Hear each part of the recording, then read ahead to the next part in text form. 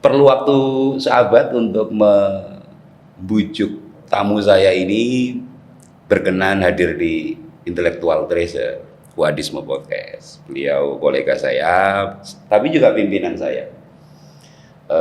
Seorang intelektual garda depan, bukan hanya di UIN tapi di Indonesia dalam kajian tentang pilgrimage, tentang ziarah, tentang pembentukan narasi tentang wali, terutama dikenal dalam karya disertasinya tentang Wali Pitu di Bali. Kita sambut Dr. Phil Saifuddin Zuhri. Makasih Mas datangnya. Makasih udah ngundang. Yang belum familiar ya, Mas Saifuddin Zuhri itu saat ini menjabat sebagai Wakil Rektor 2 yang mengendalikan seluruh kebijakan keuangan di UIN. Gimana rasanya menumpuk dua otoritas sekaligus? Otoritas pengetahuan dan otoritas kekuasaan. Ya prinsipnya sih belajar Mas ya. Belajar. Ini juga amanah yang saya sendiri nggak pernah membayangkan ya, kemudian harus ngatur hal-hal yang sangat administratif, Gitu ya. keuangan. Jadi setahun, ya pas tahun saya menjabat itu, setahun itu isinya hanya belajar. Hanya belajar. Hanya belajar. Karena dunia baru sama sekali ya. Sama sekali baru. Harus ngurusi kepangkatan dosen yang saya pribadi sebenarnya nggak pernah ngurus juga. Oke. Keuangan saya nggak pernah ngurus karena itu record saya nggak ada itu apa namanya itu penerima penelitian atau apa. Oh, ya. Itu sederhana aja karena saya malas aja ngurusi laporan keuangan gitu aja, dan sekarang kemudian harus dibebani Berjibaku ya. tidak hanya keuangan penelitian tapi seluruh kampus, dan ini ya perlu olahraga yang lebih ya, Yang lebih perlu ya. belajar. Mengganggu proses berpengetahuan. Oh ya, kalau saya pribadi saya melihat oke, maaf ini Ya. bukan dunia saya menjadi birokrat. Oke. Tapi karena ini tanggung jawab tentu saja harus dilakukan seoptimal mungkin ya. Oke. Ada banyak yang hilang. Siap. Yang Pasti. waktu membaca itu sangat minim sekali. Ya. Nah, itu biasanya Sabtu Minggu saya selalu akan pakai untuk baca. Untuk membaca. Minggu ini saya menghabiskan baca buku tentang revolusi ya. Oke. Yang cukup menarik menurut saya. Udah dapat separuh, bukunya cukup tebal. Oke. Itu menjadi kebiasaan yang hanya bisa saya lakukan di weekend Di biasanya. akhir pekan. Di akhir pekan. Setelah seluruh beban administrasi bisa ditangguhkan. Ya, biasanya saya datang di sini cukup rutin. Jam 7, setengah 8 saya bisa pastikan sudah ada di ruangan. Ya. Jam setengah 8 sampai jam 8 itu untuk tamu, Oke. free tamu yang Ya. personal tadi, Ya. artinya ngurusi bimbingan atau apa Ya, biasanya ya, di ya, waktu ya. itu. Baru setelah jam 4 itu akan ada tamu lagi. Ada waktu tamu kayak kemarin ada mahasiswa bimbingan ketemu itu biasanya setelah jam 4 sore. Setelah jam 4 sore. Jam 5 itu biasanya saya akan ngobrol dengan Pak Rektor. Oke. Update hari ini ngapain. Ya. Itu kayak rutinitas, itu bisa sampai jam 7. Orang-orang udah pada pulang, baru saya pulang. Itu sampai rumah udah capek, istirahat. Karena itu waktu untuk me Membaca. time ya, untuk Ya. baca yang benar-benar saya sukai, misalnya aktivitas yang benar-benar dunia saya. Ya. Ya itu hanya di Sabtu Minggu, dan itu sangat berharga sekali menurut saya. Akhir pekan sangat berharga ya hari Ya. ini ya. Ya seperti hari ini ya saya komitmen akan waktu keluarga dan Oke. baca. Mas, terima kasih tidak terhingga. Tapi tentu hal-hal yang administratif itu kita abaikan dulu. Kehadiran Mas Saifuddin penting sekali untuk menjadi sarana penting bagi kita belajar tentang bagaimana meneliti, terutama terkait dengan tradisi etnografi dalam antropologi. Saya membuka Google Scholar akun Mas Saifuddin, dan mohon maaf kalau salah, tapi saya menandai karya tahun 2013 yang dimuat di Indonesia and the Malay World tentang apa? Tentang pembentukan narasi Wali Pitu di Bali ya. Itu sebagai karya awal yang menandai karir intelektual Mas Saifuddin Zuhri menurut saya. Ya. Agak panjang sih karena itu sudah 1 dekade yang lalu lebih. Tapi saya ingin menggali gimana tiba-tiba terpikir untuk menentukan Bali, terutama kelompok minoritas Muslim Bali, dan bagaimana pembentukan narasi wali di Bali itu menjadi semacam lokus intelektual Mas Saifuddin saat itu? Ini kalau cerita panjang Mas ya. Ini Nggak pasti apa-apa. ini akan sangat urgent untuk sharing ya. Iya. Karena gini, di tahun 2007 saya punya kesempatan untuk S2 di Leiden. Di Leiden, oke. Sebelum berangkat ke Leiden, saya ingat sekali saya main ke tempat teman saya Oke. di Banyuwangi, yang kebetulan kemudian tiba-tiba yuk main ke Bali. Oke. Itu pertemuan saya pertama kali dengan apa yang disebut dengan makam Wali Pitu. Oke. Dan itu sangat tidak sengaja karena mobil kita mogok, kemudian kita mampir gitu aja di masjid, ternyata ada masjid di sana, kemudian ada makam yang kok rame banget itu. Kemudian saya mikir wah ini menarik nih. Kemudian saya ngobrol dengan beberapa orang lokal di sana, banyak dapat cerita. Oke, long story short ya, untuk meringkas ini semua. Ya. Tahun 2007 itu karena saya harus berangkat ke Leiden, saya menulis tentang tema yang berbeda. Tentang radikalisme sebenarnya. Yang sebenarnya udah cukup banyak orang menulis tentang radikalisme ya. Tentang radikalisme. Tapi saya di tahun 2007 sudah punya komitmen nih. Saya akan S3 dan tema saya tentang ini. Oke. Itu di tahun 2027. Kemudian tahun 2009, 2010 saya sudah di Indonesia kembali. Setelah menulis tentang radikalisme, benar prediksi saya udah terlalu Banyak. overpopulated orang yang menulis tentang radikalisme, dan saya pribadi ingin melihat sesuatu yang mungkin tidak banyak orang melihat, yang lebih relaxing kira-kira gitu ya. Nggak ngomongin tentang terorisme dan sebagainya, itu kan sangat mengerikan kalau didengar aja agak ngeri. Sangat tegang ya. Tegang. Saya pengen yang relaxing. Tahun 2000 itu kita balik, jadi saya balik tahun 2010-an itu, kemudian udah saya punya komitmen saya akan melanjutkan riset ini. Oke. Tahun 2010 saya datang pengangguran, saya nggak punya kerjaan. Tahun 2010 datang ke Indonesia. Ya, itu nggak punya kerjaan. Pekerjaan saya tuh hanya kemudian duduk ngelola jurnal Al-Jamiah waktu itu di UIN Jogja ya. Duduk di sana udah di sana belajar bagaimana menulis artikel otodidak ya, tentu saja baca tulisannya orang. Tapi di sela-sela itu saya selalu menyempatkan untuk datang ke Bali jika saya punya uang. Oke. Kadang 1 minggu, kadang 2 minggu, hanya untuk updating data. Saja, updating data. Tahun 2010 itu saya nggak punya, ya ada berapa artikel tapi semua tentang gerakan-gerakan Islam dan sebagainya yang mulai saya pengen geser. Yang proyeksi saya ada tentang pilgrimage tadi, tentang ziarah. Tahun 2010 saya juga perlu membangun reputasi. Oke. Pertama, saya bukan dosen waktu itu, saya nggak punya kerjaan. Terus apa yang saya bisa jual? Oke. Portofolio apa? Karena itu kemudian menulislah artikel yang sampean tadi sebutkan itu. Artikel pertama yang mengkaji tentang wali di Bali itu, Wali Pitu. Dan memang ya kemudian terbit di Indonesia and the Malay World. Saya kira hampir semua Indonesianis, ahli Indonesia itu akan membaca jurnal itu. Portofolio itu sederhana karena saya ingin melanjutkan studi S3. Oke.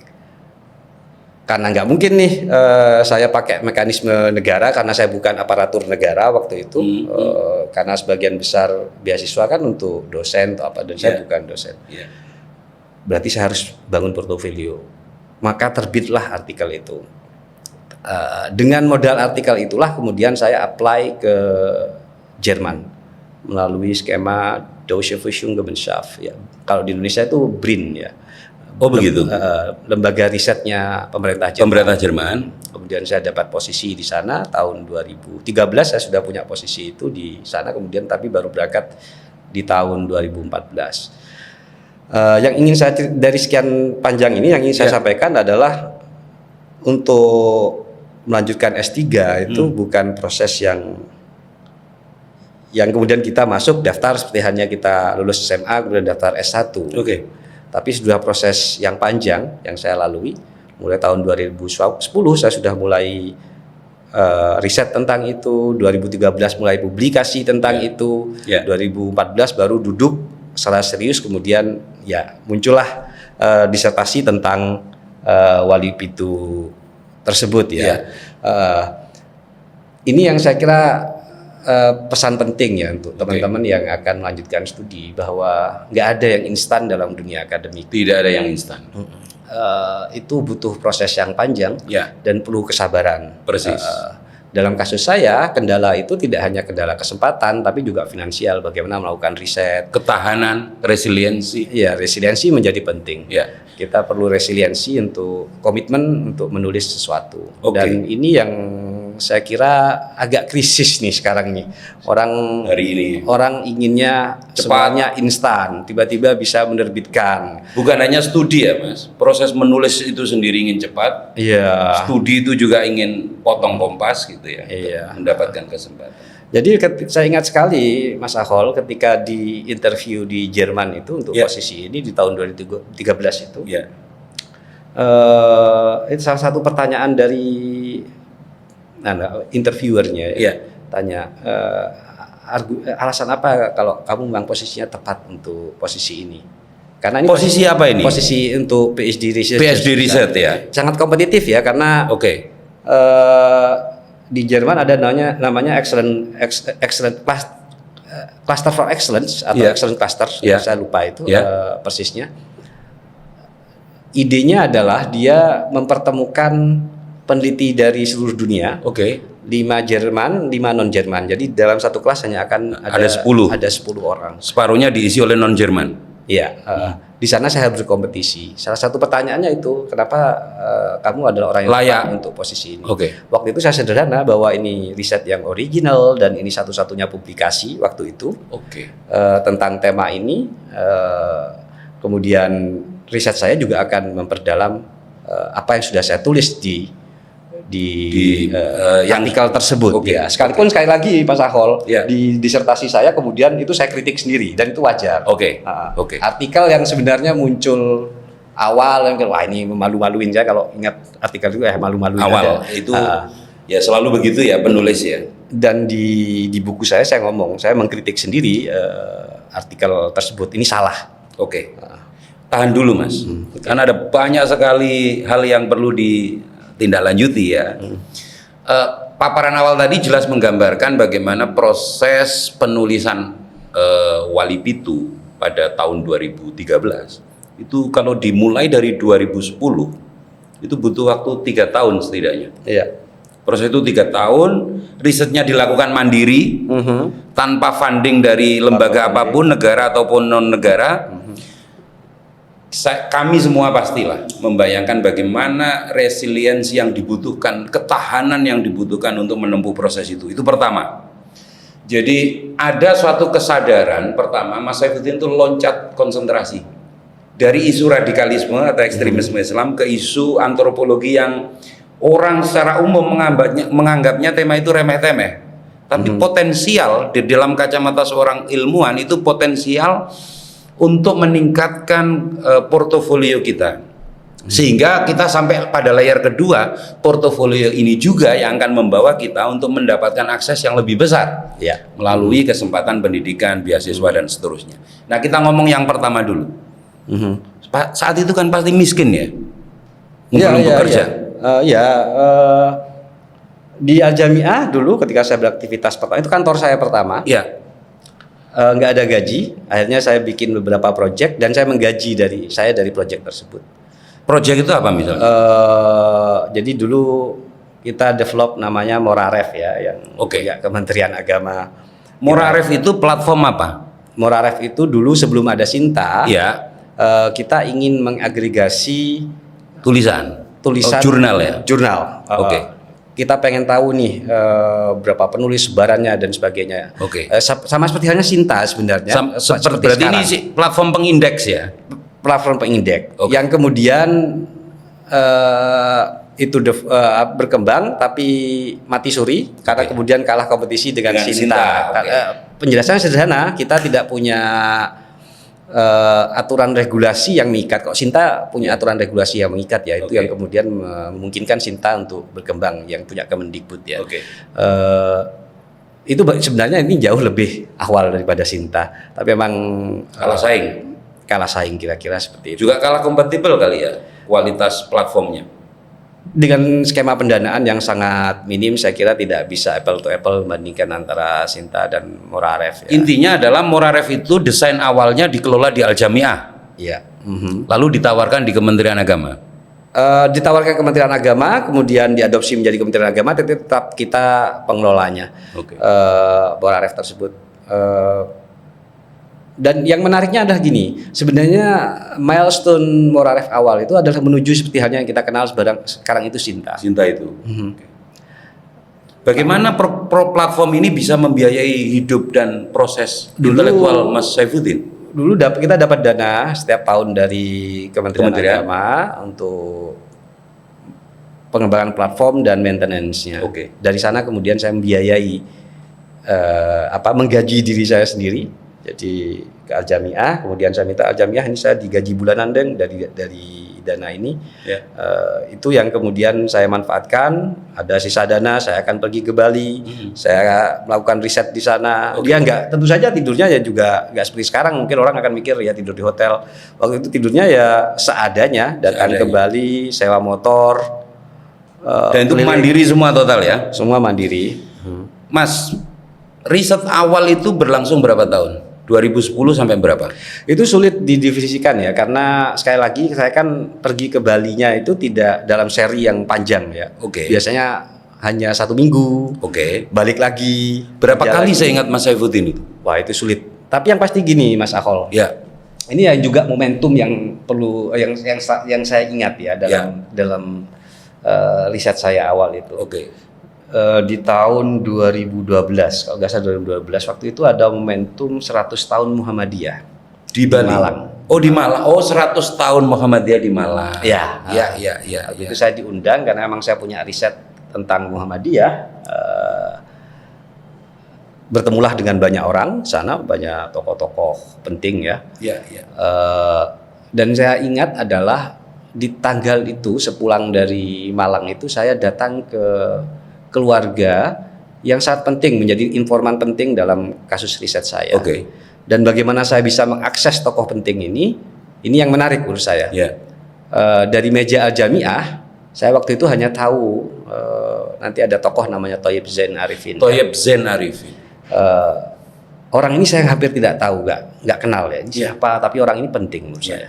Saya ingat sekali dari Al Jamiah saya telepon ke banyak lembaga. Saya pasti ada clue-nya. Clue-nya ini pasti orang NU nih. Oke. Gitu ya. Karena yang rajin ziarah orang NU. Iya. Saya telepon ke lembaga dari Al Jamiah dari Jogja. Ya. Saya telepon ke lembaga-lembaga NU, kenal nggak dengan Pak Thayyib Zain Arifin? Sebagian besar nggak ada yang kenal. Kemudian suatu saat saya telepon ke Minu di Wedoro. Ini ada Min NU nih. Min NU. Iya. Saya telepon. Wedoro itu mana? Wedoro itu perbatasan dengan Surabaya di Sidoarjo. Oh, Wedoro Surabaya. Iya. Jawa Timur ya. Ya. Itu saya telepon, kemudian kebetulan yang ngangkat salah satu gurunya. Oh ya, ada cucunya sekolah di sini. Oh ini cucunya bisa nggak saya ngobrol dengan cucunya? Masih kelas 1 SD, terlalu kecil. Aduh gimana? Akhirnya dikenalkan dengan nama orang tuanya. Iya. Dan dapat clue lagi. Dia mengajar di sebuah SMP, saya lupa namanya di Sidoarjo. Saya cari lagi saya Google itu nama SMP-nya, saya dapat nomor teleponnya, kemudian saya telepon SMP tersebut. Ada Bapak Fendi waktu itu namanya. Ada Pak guru, salah satu guru di sini. Bisa nggak saya ngomong? Sedang keluar, tapi saya dikasih nomor handphonenya waktu itu. Akhirnya saya telepon, kemudian saya janji. Kalau nggak salah tanggal 5 Desember waktu itu. 5 Desember 2012. Pulang dari acara konferen di Malang itu saya datang ke sana, kemudian menemuin keluarganya Thayyib Zain Arifin. Dan ini menurut saya momentum yang sangat penting bagi saya. Kemudian saya akan sudah dapat nih key informant, orang yang banyak tahu di lapangan. Dari sana kemudian mulai berkembang lah dengan jamaahnya ya, jamaah-jamaah yang terkoneksi dengan Wedoro ini tadi ya, dengan Thayyib Zain Arifin. Dan nampaknya saya masih sumber tentang keluarga ini masih saya satu-satunya karena seluruh keluarganya meninggal setelah COVID. Jadi COVID itu semua putra putrinya Thayyib Zain Arifin ini meninggal karena COVID. Jadi sekarang ya buku ini yang merekod tentang sejarah keluarga tersebut akhirnya. Thayyib Zain Arifin. Karena saya bertemu langsung dengan istrinya, ketemu dengan putra putrinya yang bercerita tentang ayahnya yang sudah meninggal waktu itu. Perlu di-share kepada pembaca. Thayyib seberapa primernya tokoh bernama Thayyib Zain Arifin ini dalam konteks Wali Pitu di Bali? Yang pasti Pak Thayyib Zain Arifin ini adalah yang sekarang kemudian orang menyebutnya sebagai Habib Thayyib ya. Iya, Habib Thayyib. Sangat primer karena dia orang yang pertama menyetuskan konsep ini tentang 7 makam wali ini. Dan yang menariknya adalah dia tidak hanya, saya di lapangan Mas Akhol itu bertemu dengan banyak tokoh-tokoh yang mencetuskan banyak konsep, ada wali sewelas dan sebagainya, tapi semua gagal. Gagal artinya apa? Sebuah tradisi ini dicetuskan tapi tidak berhasil. Wali Pitu menurut saya menarik ini, Pak Thayyib ini menarik karena dia berhasil. Sebuah tradisi ini nggak hancur. Lestari ya. Dia sekalipun dikritik, ya kita tahu lah 1-2 tahun belakangan ini juga kritik terhadap makam-makam cukup kuat ya. Tapi masih sustain nih. Ini yang ingin saya tulis sebenarnya dalam buku ini, bagaimana sebuah tradisi. Jadi kalau saya ditanya ini tentang Wali Pitu, tapi sebenarnya riset saya tidak tentang Wali Pitu MC ya, tentang bagaimana sebuah tradisi itu dibangun. Dan dia berhasil dalam pengertian tidak hanya dia diakui secara publik, sekalipun ada tokoh-tokoh yang menolak tentu saja, tapi juga dia sustain. Karena tidak semua tradisi yang diciptakan itu berhasil sustain. Misalnya sebuah tradisi muncul ketika tokohnya masih hidup, ketika mati tradisi ini mudah hilang. Atau ada situasi politik yang kemudian membuat ini hilang ya, situasi sosial politik yang membuat ini hilang. Wali Pitu menurut saya menarik ini. Pak Thayyib kemudian berhasil membangun sebuah tradisi di mana orang kemudian meyakini apa yang dia bangun, kemudian salah volunteer mereka terlibat dalam elemen yang terkait dengan tradisi ini, misalnya tentang ziarah. Kita tahu tuh sekarang populer banget kan, datang ke Bali untuk ziarah ke Wali Pitu dan sebagainya. Dan ini semua diatribusikan pertama kali kepada Pak Thayyib Zain Arifin. Dan dia berhasil membangun tradisi ini. Jadi ada beberapa pertanyaan penting ya. Proses kita riset untuk sekedar mendapatkan informan kunci dalam konsep dalam konteks ini adalah riset Wali Pitu Bali, itu bisa melingkar ya jalannya ya. Tidak seketika Mas Saifuddin temukan ketika kunjungan 1-2 kali di Bali kan, justru dipertemukan dalam konteks peringatan sahabat Muhammadiyah. Itu info dari mana Mas? Bisa ketemu dengan tokoh ini atau bertemu dalam forum itu? Enggak ada. Saya secara acak telepon tadi. Secara acak telepon. Saya yakin ini orang NU, kemudian saya telepon ke lembaga-lembaga NU, ada nggak yang kenal dengan ini? Dan itu acak. Saya seperti halnya misalnya Pak Thayyib ini kan namanya banyak ya, cukup populer di Jawa ya. Bayangkan kalau saya tahu hanya ada Pak Thayyib orang Sidoarjo. Apa yang akan Anda lakukan misalnya? Pasti kita akan membangun clustering kan. Pak Thayyib ini kira-kira tinggal di desa apa? Itu kan kita informasi kayak gitu mulai kita saring. Itu yang saya lakukan. Dan saya nggak tahu berapa kali saya telepon ke lembaga-lembaga NU untuk tanya kenal nggak dengan tentang keberadaan Pak Thayyib ini. Dan itulah riset Mas Akhol. Informasi awal, saya salah benar. Informasi awal tentang Pak Thayyib ini apa? Itu hanya 1 lembar di buku Wali Pitu di Bali. Itu ada dokumen ya? Ada. Jadi karena Pak Thayyib ini kemudian menerbitkan buku, diterbitkan di Lirboyo. Lirboyo Press ya. 199. Nah, Lirboyo menurut saya menarik karena periode itu tahun 90-an akhir itu banyak menerbitkan buku-buku terkait ziarah. Lirboyo Press. Entah apakah masih hidup nggak itu ya, penerbitan tersebut. buku itu edisi pertamanya diterbitkan oleh Lirboyo Press. Kemudian di sana itu ada satu lembar sebagai kayak biografi penulis itu. Iya. Biografi penulis, di sana saya tahu oh dia orang Sidoarjo, dia orang Medoro. Itu yang kemudian saya gali secara acak melalui telepon. Tapi itulah seninya riset. Riset itu memang nggak bisa, apalagi sosial humanira, kemudian banyak hal yang unpredictable terjadi dan kita harus mampu mengantisipasi. Banyak sekali Mas Ahol yang bisa saya bisa sharing juga terkait perjalanan riset ini. Ini yang saya tadi kan kita ngomongin tentang apa yang bisa predictable dan unpredictable, apa yang tidak bisa diprediksi misalnya ya. Ketika saya riset ini juga pernah itu Mas Ahol, karena riset saya kan tidur di kuburan ya. Di kuburan wali. Jadi saya literally tidur di kuburan. Jadi bukan kemudian datang ke kuburan kemudian tidur di kamar, tapi emang ya tinggal di kuburan dan itu bisa berminggu-minggu. Kemudian ya paling ekstrim itu ada sebuah makam di atas gunung yang hanya bisa akses dengan jalan kaki. Hanya dengan jalan kaki dan itu 2 jam harus naik ke atas gunung itu. Jadi saya tinggal di atas gunung itu bersama peziarah. Saya nggak tahu siapa yang akan datang, tapi tinggal di sana. Pernah juga ini di suatu saat saya tinggal di sebuah makam sudah 3-4 hari di makam tersebut. Tiba-tiba tahun 2016, awal 2016 itu ada bom Sarinah ya. Bom Sarinah Jakarta. Ya ada bukan bom itu, kayaknya ini deh penembakan. Ada aksi teror di sana. Itu juga saya hampir ditangkap polisi juga karena di Bali ya. Iya. Di lokasi penelitian. Di lokasi itu karena diprediksi jadi sehari setelah bom terjadi itu ada surat kaleng yang dikirimkan ke kantor kecamatan Buleleng ya. Surat kaleng teror itu. Waktu itu rumor yang berkembang, yang ngirim surat itu platnya AG, jadi plat sini, plat Kediri, Tulungagung ya. Saya waktu itu bawa motor, saya memang sedia motor untuk kerja, untuk riset di Bali itu plat AB. Jadi AB dan AG. Dan AG itu mirip ya? Mirip-mirip. AB Yogyakarta ya? AB Jogja. Akhirnya mungkin ada yang lapor gitu ya.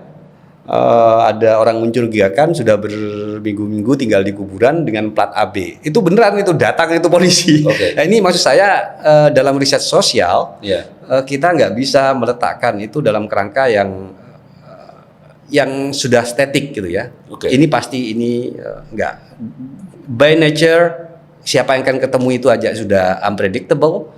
Belum lagi ada situasi-situasi yang di luar kendali kita yang juga unpredictable. Kasus saya misalnya bom di Jakarta itu berimplikasi terhadap saya misalnya yang sedang melakukan riset. Tapi itulah menariknya menurut saya dalam riset. Seninya riset ya. Jadi salah satu lesson learn penting yang perlu kita highlight ya. Riset etnografi terutama yang menuntut kita lama di lapangan. Itu kita pasti menghadapi situasi-situasi yang predictable. Misalnya informasi awal yang memberi jalan kita, menuntun kita untuk terus menelusuri mata rantai informan, atau situasi-situasi yang unpredictable. Kita akan bertemu siapa, dalam situasi apa, konteks sosial politik seperti apa yang tidak bisa diantisipasi.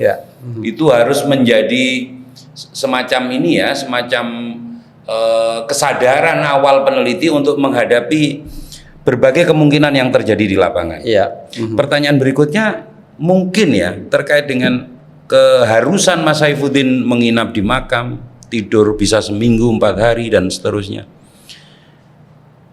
Apa yang menuntut itu kalau konsentrasi utama riset awal itu adalah pembentukan narasi Wali Pitu? Ya, ini Mas Ahol ya. Bukan perilaku peziarah, bukan lokusnya itu sendiri. Secara metodologis dulu ya. Ya, oke. Jadi gini, riset saya itu menggabungkan antara yang statik dan yang statik, yang diam, dan yang mobile. Oke. Siapa yang mobile, siapa yang berpindah, ini adalah peziarah. Apa yang statik adalah tempatnya. Riset-riset tentang ziarah atau pilgrimage biasanya hanya akan membaca sesuatu yang statik ya, tentang makamnya sendiri misalnya, atau sesuatu yang mobile tentang peziarahnya sendiri. Saya ingin combine ini. Antara yang statik dan yang mobile. Terus yang kedua, orang melakukan riset tentang ziarah, ini problem metodologis juga dalam dunia etnografi ataupun antropologi. Ya. Kalau datang ke sebuah tempat ziarah, kita bisa mengkarakterisasi pengunjungnya berdasarkan waktu. Oke. Siang dan malam misalnya. Kenapa saya memilih untuk tinggal di sana malam misalnya? Kalau yang menjadi saya pengen tahu tentang peziarahannya. Siapa yang datang pada malam hari dan siapa yang datang pada siang hari. Dan ini benar-benar berbeda. Secara metodologi ini maksud saya perdebatan tentang metode dalam riset. Ini bukan hanya tentang informan, observatory, tentang participation dan sebagainya itu tidak. Tapi time, kapan Anda melakukan riset itu bisa deliver something else ya, bisa memunculkan satu hal yang lain. Sederhana nih kita selalu baca bukunya Clifford Geertz misalnya. Tapi kita nggak pernah tahu nih kapan Clifford Geertz melakukan risetnya, apakah siang atau malam, sederhana itu ya. Karena kasus saya ketika melakukan riset tentang ziarah, yang saya temui pada waktu siang hari itu punya karakter berbeda dengan peziarah yang pada malam hari. Karena itu karena saya pingin baca yang malam hari, karena itu saya banyak tinggal di kuburan-kuburan pada malam hari. Perbedaan dan malam hari menggambarkan apa? Kalau di Bali cukup jelas, karena Bali di Walipitu ini kan sebenarnya intersection antara turisme dan ziarah. Siang itu kalau boleh menyebut ya dominan tourism. Sekalipun itu bukan kesimpulan yang wise ya, yang bijak ya. Itu bukan kesimpulan yang bijak, tapi kita bisa berargumen bahwa turisme cukup mendominasi nuansa ziarah pada siang hari. Para peziarah siang ya. Namun tidak pada malam hari. Sepenuh-penuhnya? Sebagian besarnya bahkan ya ada yang rutin hampir setiap hari ke sana. Emangnya devoted pilgrim ya, seorang peziarah yang benar-benar berdedikasi terhadap tempat tersebut. Ini perdebatan tentang metodologis dan kenapa kemudian saya harus tinggal di sana.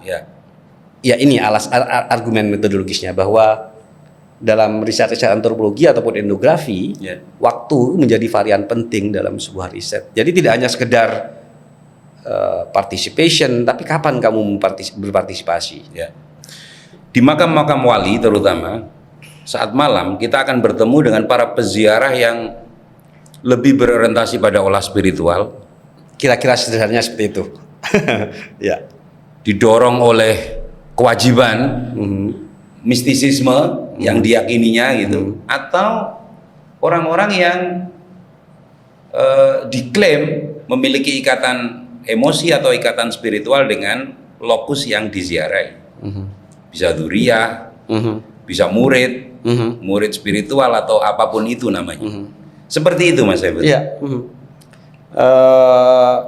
Memang koneksi ya, bagaimana koneksi kita dengan tempat, bagaimana koneksi seseorang dengan banyak, dengan banyak ini aja ya, dengan banyak variabel tentu tadi, apakah dia guru murid atau apa, koneksi itu bagaimana dibangun ya. Tapi yang pasti ada sebuah koneksi yang menyebabkan orang itu untuk datang kepada sebuah tempat. Apakah itu sifatnya ideologis, doktriner, atau hal-hal yang lebih pragmatis ya, lebih pragmatis nih misalnya. Saya pengen cari jodoh nih. Orientasi siklus hidup lah. Ya, atau saya sakit. Karena terjadi itu juga ya. Banyak kemudian datang, kemudian mencari pengobatan di tempat-tempat kita menyebutnya di Jawa tempat keramat ya, tempat-tempat keramat misalnya. Itu masih cukup masif saat ini ya. Tapi itu kita ngomongin sebuah koneksi tadi sebenarnya. Bagaimana orang punya koneksi terhadap sebuah tempat. Baik. Kalau memang ziarah malam dalam kasus Walipitu yang dilacak oleh Mas Saifuddin menemukan suatu gejala umum, gejala masyarakat, ziarah malam itu ketemu informan-informan yang terkoneksi.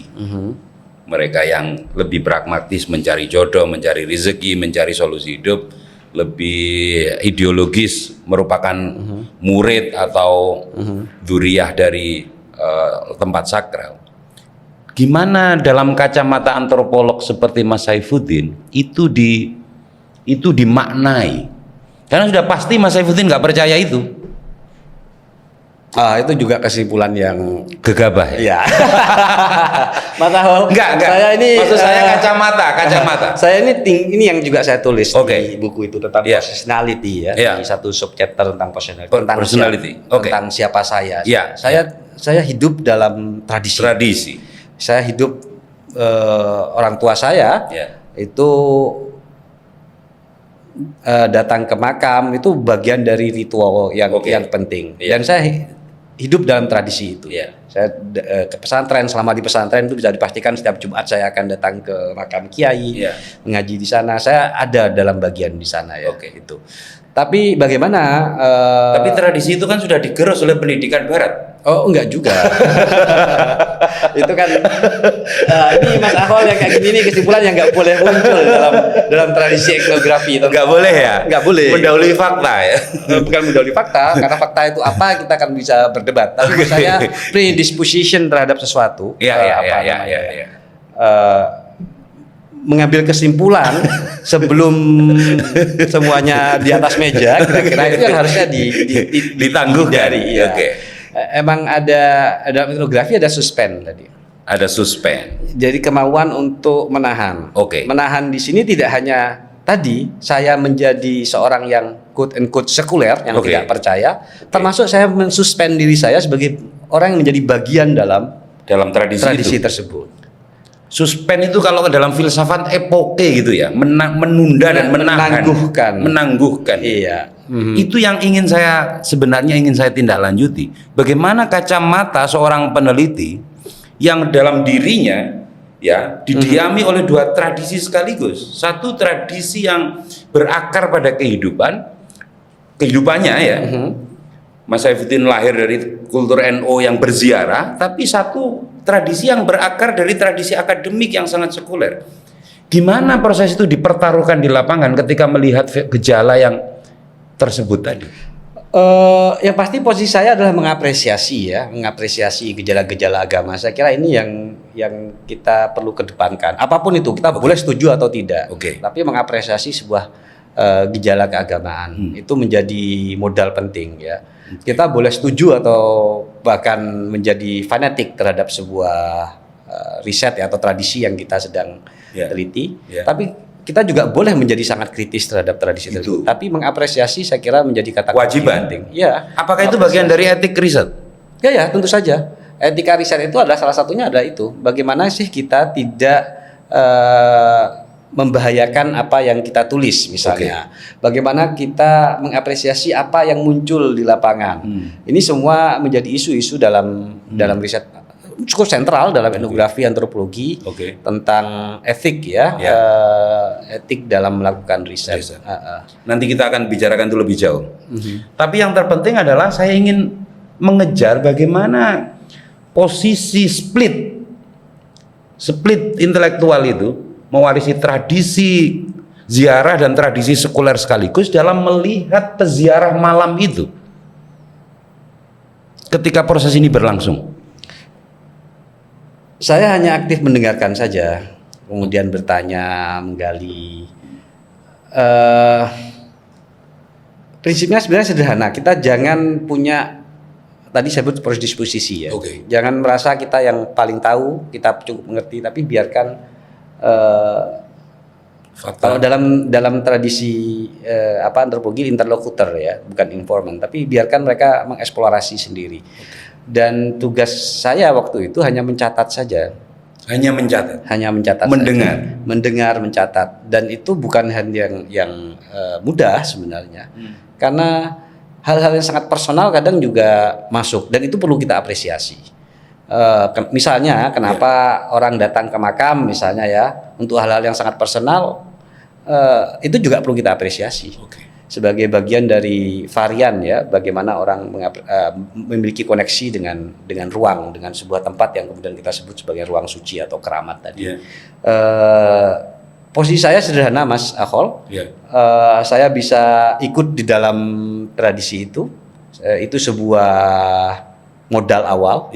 Misalnya sederhana, saya hafal itu bacaan yang dibaca ketika ziarah itu modal. Dan modal untuk bisa dapat trust, karena ini juga penting nih dalam tradisi riset etnografi itu ada dapat trust dari informan, dari komunitas, interlokutor. Apa Mas?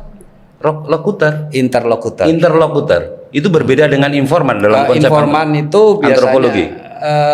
Informan itu biasanya ini kritik terhadap metode-metode riset ya. Informan itu hanya kamu inform satu, kemudian kamu nggak punya tanggung jawab moral terhadap informanmu. Kalau interlokutor enggak. Kita harus punya etik, kita harus mengapresiasi. Jadi ada nilai yang disematkan dalam konsep interlokutor ini. Dan itu cukup populer sekarang, mulai dipopulerkan ya tentang interlokutor itu. Iya, ya sederhananya kalau bahasa Indonesianya sebenarnya narasumber lah ya. Narasumber. Tapi ini bukan sekedar narasumber karena ada komitmen moral. Iya, ada etik yang perlu kita junjung ketika kita melaksanakan ini. Bukan semata-mata bahwa kamu ngasih informasi A, kemudian kamu saya tidak bertanggung jawab terhadap informasi tersebut. Sederhananya gini, contoh ekstrimnya. Mas Akol riset dalam konteks perang. Sebagai seorang antropolog datang ke kombatan misalnya. Kalau sebagai informal, Mas Akol akan ngomong apa adanya. Si A, si B ini membunuh siapa, ini dia sembunyi di mana. Itu bagaimana seorang quote unquote wartawan bekerja. Interlokutor tidak di sana. Interlokutor kita mengkalkulasi ya. Kita benar-benar melihat apakah kalau informasi ini akan membahayakan dari pemberi informasi tersebut. Karena itu dalam tradisi antropologi, etnografi itu biasa menganonimkan narasumber kita, bahkan tempat di mana tempat kita melakukan riset itu bahkan bisa anonim ya. Disembunyikan.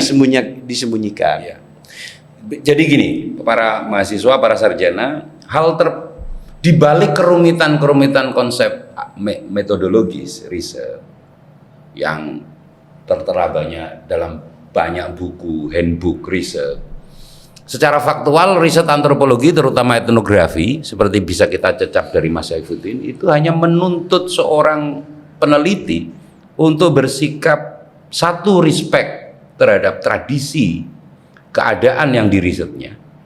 Yang kedua, menyediakan diri secara total untuk mendengar, mencatat, merekam, menyerap total gitu ya, tanpa didorong untuk mendahulukan praanggapan, sehingga dengan mudah menilai tempat, menilai pelaku, menilai aktivitas, menilai tradisi dan lain sebagainya. Itu adalah menurut saya itu adalah satu skill riset yang luar biasa seriusnya, karena orang tidak akan dengan mudah menangguhkan praanggapan ketika melihat berbagai keadaan itu.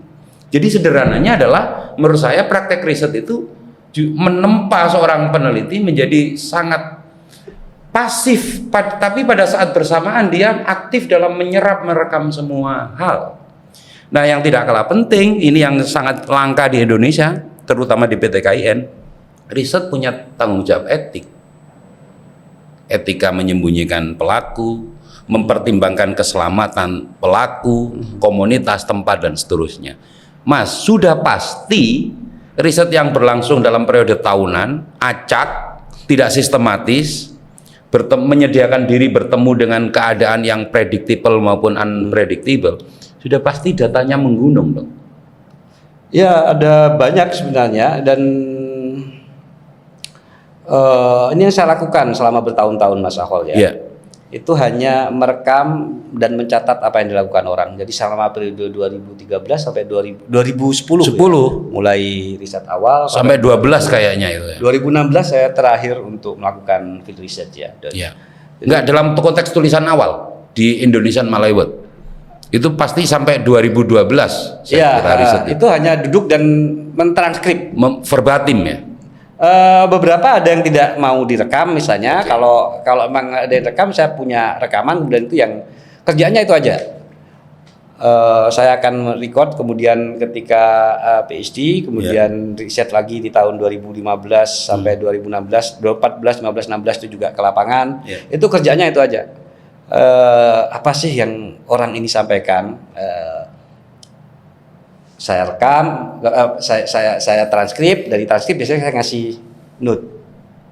Setiap transkrip. Setiap bisa penting ini buku ya, misalnya separuhnya ini ada transkrip, separuhnya adalah note catatan saya. Dan itu biasa dalam tradisi antropologi atau etnografi ya. Nah, di sini saya bisa berargumen. Di blank space yang di sebelah kanan ini. Itu bisa berargumen. Iya. Yang lain seluruhnya adalah apa yang terserap dari lapangan. Iya. Pada akhirnya penajaman dari seluruh proses ini adalah penggunaan perspektif. Ya. Untuk menjadikan data-data itu bisa berbicara, berbunyi. Bagaimana itu kreativitas itu dibangun selama proses riset sehingga peranggapan itu tidak mendahului faktanya. Dalam riset Mas Akol ada yang theoretically driven dan ground research driven, kira-kira seperti secara general ya. Saya mengkategorikan lebih ke grassroots research model ini yang driven. Jadi dan itu yang sebenarnya menjadi inti etnografi. Bagaimana pengetahuan itu diproduksi dari bawah, sekalipun itu berinteraksi dengan konsep atau teori yang sudah mapan. Tapi dalam kasus saya banyak sekali yang grassroots driven abstraction ya, model abstraksi yang berawal dari apa yang dikatakan orang, yang kemudian saya kombinasikan dengan apa yang sudah berkembang secara dalam diskusi akademik. Misalnya gini, konsep invention misalnya, yang juga saya pakai misalnya. Invention, konsep ini muncul 1983. 1983 ya? Ya, Hobsbawm pertama ngomong the invention of tradition, itu ngomongin tentang transisi modern di Eropa. Bagaimana itu munculkan banyak tradisi. Kemudian tahun 2007 ya, ada buku lagi namanya The Invention of Sacred Tradition. Dia baca bagaimana sih tradisi yang suci, tradisi keagamaan. Jadi dia mengkritik atau melengkapi kira-kira apa yang dilakukan oleh Hobsbawm. Bagaimana jika invention terjadi dalam kasus keagamaan, bukan dalam hal yang sekuler, pembentukan negara atau apa ya. Siapa yang kedua ini penulis? Louis Hammer, Olaf Hammer atau Hammer. Yang pasti judul bukunya The Invention of Sacred Tradition. Buku ini juga saya kritik juga. Saya mikir ini karena dalam buku itu ngomongin tentang tradisi non-Islam ya. Bagaimana invention itu diletakkan dalam konteks Islam. Ini menjadi pertanyaan saya. Bagaimana jika konsep invention ini saya pakai untuk baca Bali?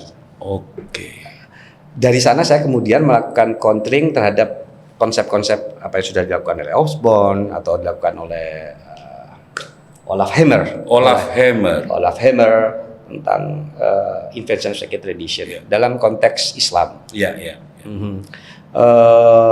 Ini yang menjadi counter dari bawah tadi, dan saya banyak membangun dari bawah ini ketimbang yang atas, karena tidak match semuanya. Yang pertama adalah si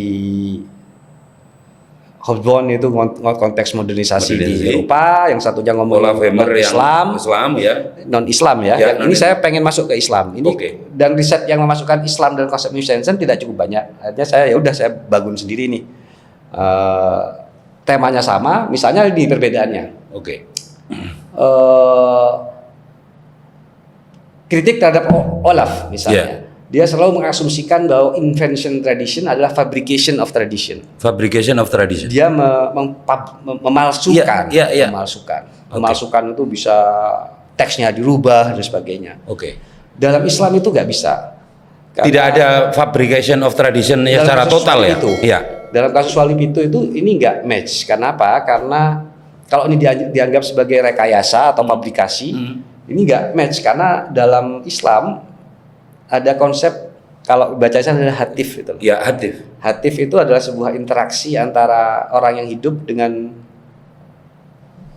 dunia di luar kita, kira-kira seperti itu. Dan itu muncul dalam banyak tradisi Islam.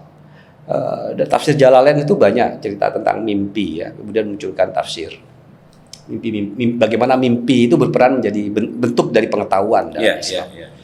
kalau kita menggunakan kacamata Olaf ataupun pakai Hobsbawm itu pasti akan dianggap sebagai fabrikasi. Karena itu saya perlu nih countering mereka nih bahwa dalam Islam ini bagian dari tradisi bahwa pengetahuan masa lalu bisa ditransmisikan hingga saat ini bahkan dengan elemen mimpi atau interaksi dengan jin ya. Ada buku Vivek Anand Taneja itu tentang genealogy, tentang ilmu tentang jin. Itu cukup menarik buku itu.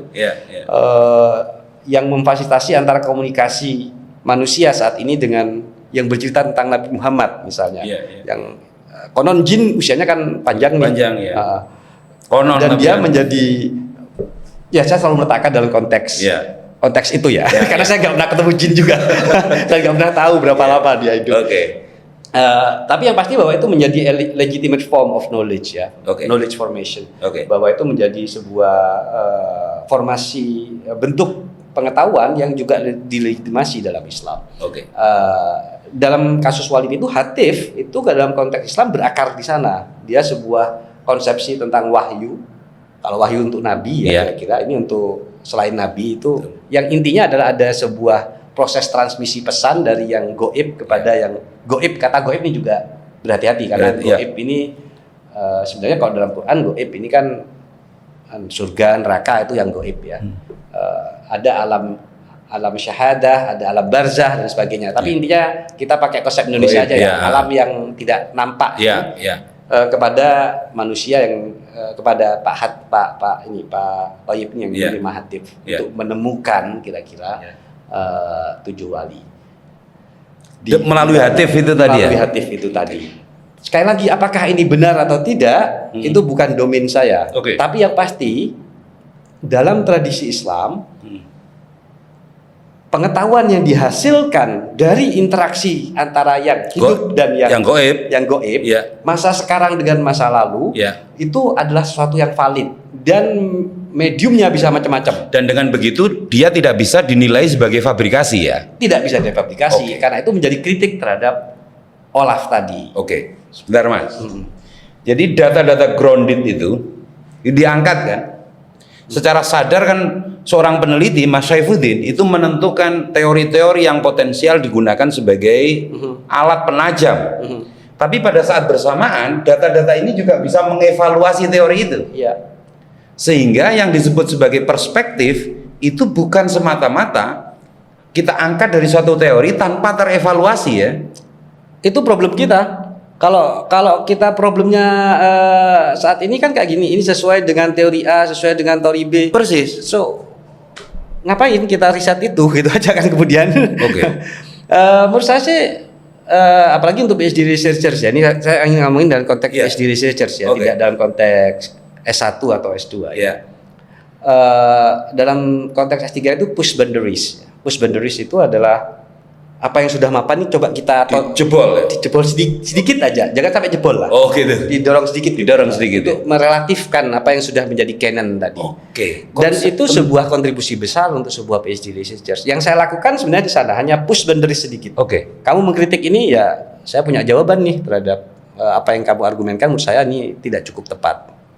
Itu sebuah PhD researchers di sana. Saya kira tantangannya kan di sana, bagaimana kita bisa berkontribusi sebenarnya dalam sebuah diskusi dan kita boundary-nya itu coba kasus saya boundary-nya itu macam-macam, modernity, Christianity and Catholicism. Kemudian boundary ini ada boundary ini ada sebuah tradisi yang lain. Tekan aja dulu. Ditekan dengan Islam.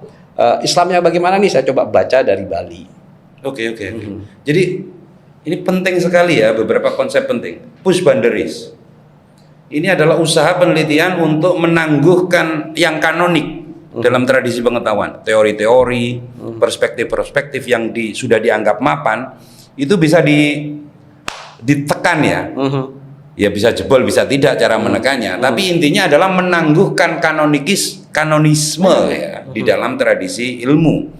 Di sana nilai kontribusi to knowledge itu ditentukan.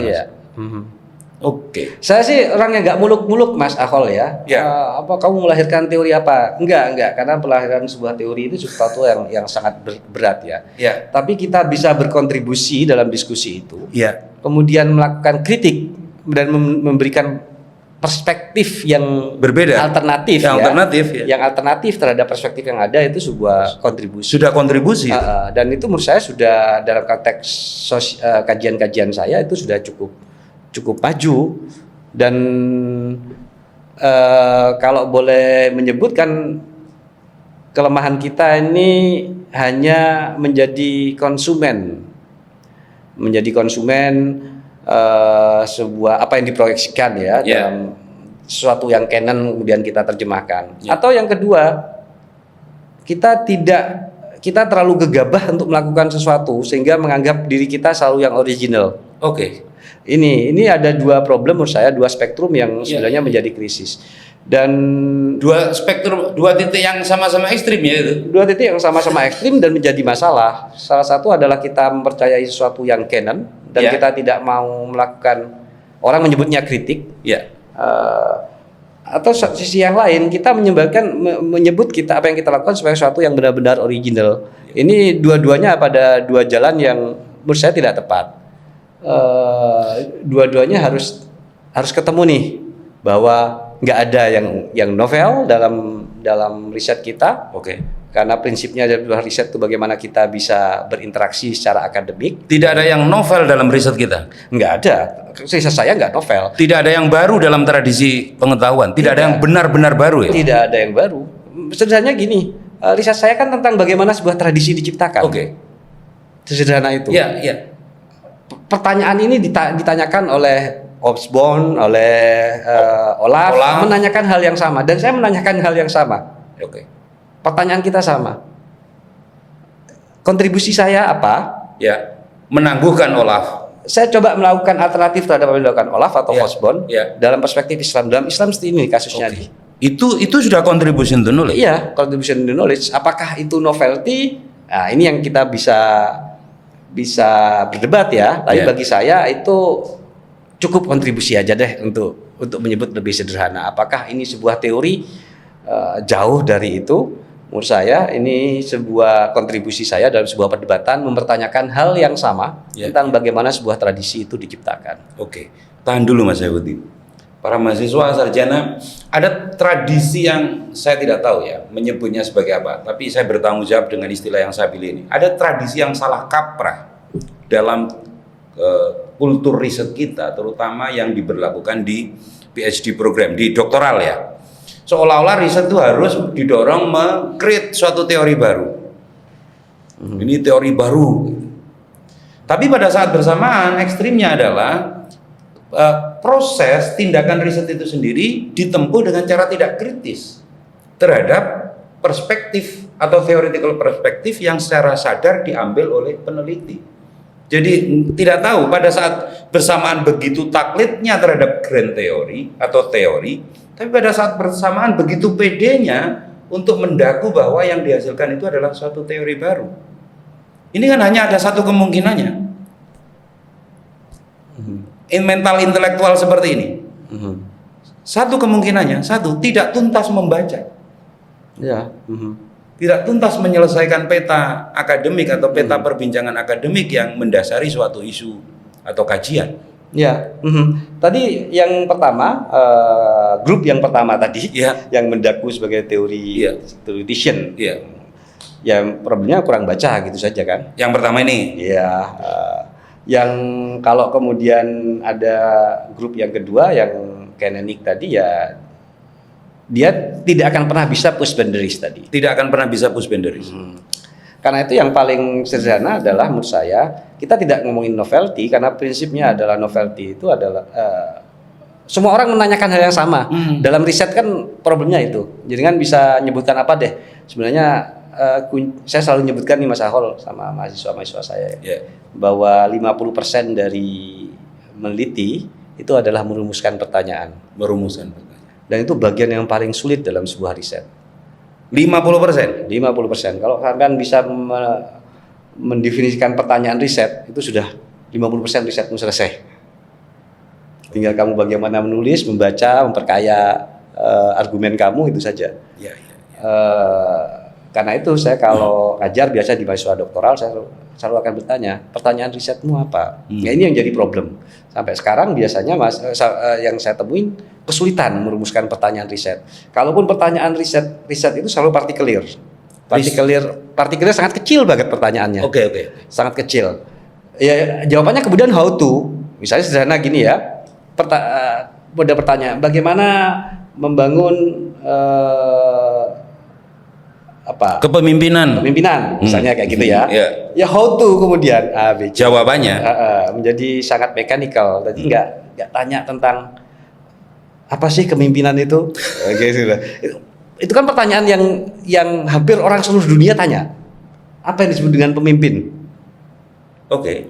Kasus saya apa pembentukan? Bagaimana sih sebuah tradisi itu dibangun? Iya. Gimana tradisi itu berhasil? Karena ada banyak kasus tradisi muncul kemudian hilang. Tapi itu pertanyaan yang universal sekali. Itu pertanyaan universal. Di sana, ini yang saya katakan tadi Mas Ahol, itu sebuah pertanyaan riset. Mendefinisikan atau membangun pertanyaan riset itu 50% dari tugas seorang peneliti. Dan dia biasa sifatnya abstrak universal. Dan bersifat universal. Padahal penelitian menuntut spesifik dan generik. Spesifik dan empirik. Nah, ini yang saya selalu katakan juga Mas Ahol. Ya. Riset itu seperti lihat bulan dari lubang sedotan. Oke. Bagaimana bulan yang besar itu kita bisa lihat dari yang spesifik, yang kecil. Antara data dan konsep itu dua-duanya harus ketemu. Ini untuk mempertemukan antara orang yang yang sangat fanatik kepada data, bercerita, dan ada orang yang sangat konseptual kemudian nggak memiliki data. Oke. Dua-duanya harus ketemu. Pertanyaan riset bisa besar tentang bagaimana sebuah tradisi diciptakan, itu bisa tanya sama orang Meksiko, Afrika, dan sebagainya bisa tanya. Itu general banget ya. Tapi saya mencoba menjawab pertanyaan tersebut dalam kasus Bali. Dan itu pertanyaan riset itu biasanya nggak ada novelty-nya. Bisa nggak ini sebagai acuan bersama ya, lesson learn kita. Pertanyaan-pertanyaan pertanyaan riset itu harus general. Ditanyakan oleh orang seluruh dunia. Tapi lalu dia diarahkan pada kasus-kasus yang spesifik. Bisa begitu nggak? Diarahkan itu dalam konteks tadi, sedotannya adalah kasus yang kita kuasai. Oke. Jadi sehingga narasi-narasi besar, cerita-cerita yang detail itu bisa diperjumpakan ya. Iya. Carikan titik temu. Dan saya kira riset kan itu sebenarnya tugas ilmuwan itu adalah mencoba menjawab hal-hal yang besar. Scholar itu kan menjawab hal-hal yang besar. Sekalipun cara menjawabnya dengan case atau kasus yang bisa kecil ya. Tapi bukan berarti saya kemudian mengadvokasi studi kasus ya, tidak.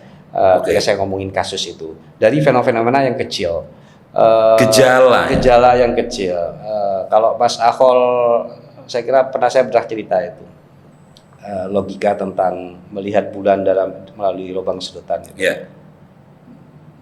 Bagaimana WC dulu di mana itu di LP2M itu saya bilang WC ini menarik, bangunan lama karena itu mengandung sebuah gagasan besar tentang konsep WC. Arah tentang arah dalam dunia Islam, dalam masyarakat Muslim, tentang konsepsi tentang kiblat dalam dunia Islam. Itu saya bisa jawab melalui hanya dari WC misalnya.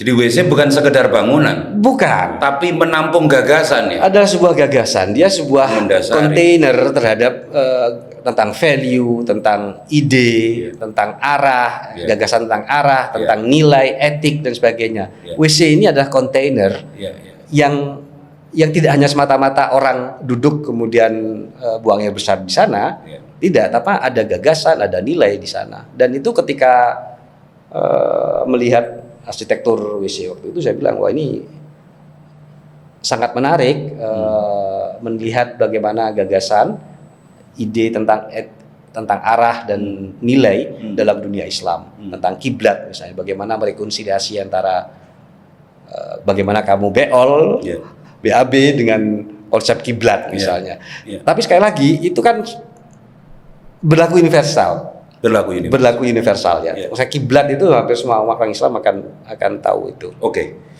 Push boundaries ya, sampai dia longgar, menunda kanonikisme. Ada konsep penting tadi, merelatifkan teori-teori itu sehingga bisa memberi ruang bagi hadirnya perspektif yang lebih baru, lebih segar. Itu kreativitas nggak mudah loh Mas. Dalam pengalaman penelitian Wali Pitu itu gimana kreativitas itu diwujudkan? Ada banyak Mas, ini yang high level ya. Ya. High level scholar kira-kira, ini saya nggak mampu ini. Oke. Dia melakukan kritik terhadap teori atau konsep ya. Ya. Itu dalam konteks yang sangat filosofis. Sangat filosofis. Ada banyak penulis-penulis yang melakukan ini. Yang menariknya adalah misalnya Homi Bhabha misalnya. Oke. Dia sangat filosofis ngomongin tentang post colonialism dan sebagainya. Tentang kulit. Arjuna Padura dan sebagainya. Ya. Jadi, menariknya ini banyaknya orang India nih. Orang India. Ya, yang bisa membangun konsep teoritis sangat filosofis dan abstrak. Ya. Melakukan kritik-kritik tersebut. Saya tidak ada di sana. Ini high level. High level. Saya bukan di sana. Saya nggak mampu melakukan itu. Yang saya bisa lakukan adalah mengkontraskan antara konsep dan data. Di sini saya kemudian bermain. What Islam say, apa yang dikatakan Islam dan orang Muslim tentang tradisi.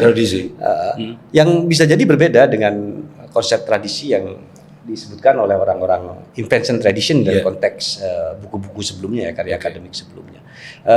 Jadi cara mengkritik saya adalah atau post boundaries itu adalah dengan data, tidak dengan abstraksi filosofis ya. Yang saya pribadi tidak mampu melakukan itu, itu terlalu berat. Oke. Pada akhirnya riset Wali Pitu, pembentukan tradisinya, pembentukan narasinya, itu kan yang terpublikasi di Indonesian Malay World pada akhirnya menyimpulkan itu adalah proses mengkreasi suatu tradisi. Iya kan Mas ya? Bagaimana narasi dibentuk dan seterusnya. Menurut saya itu kesimpulan yang tidak bisa dilepaskan dari theoretical perspektif yang sejak awal sudah Mas Saifuddin ambil.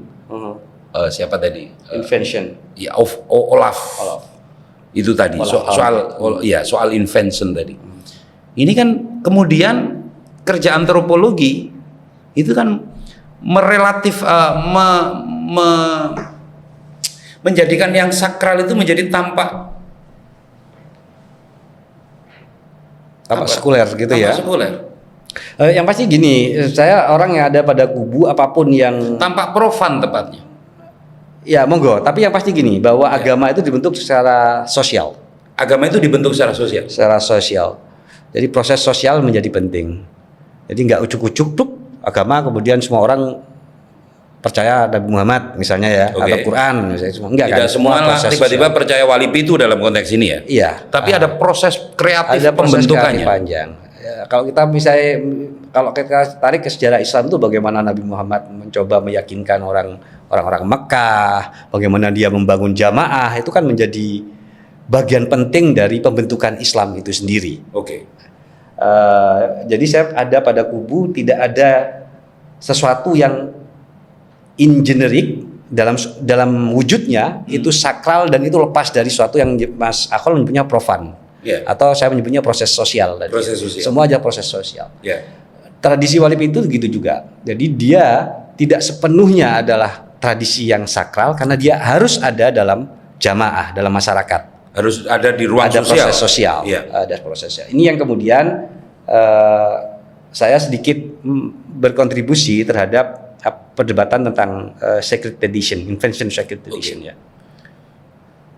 Lalu kalau sebuah tradisi diciptakan, mengapa ada tradisi yang hancur dan tetap bertahan? Nah, ini pertanyaan saya.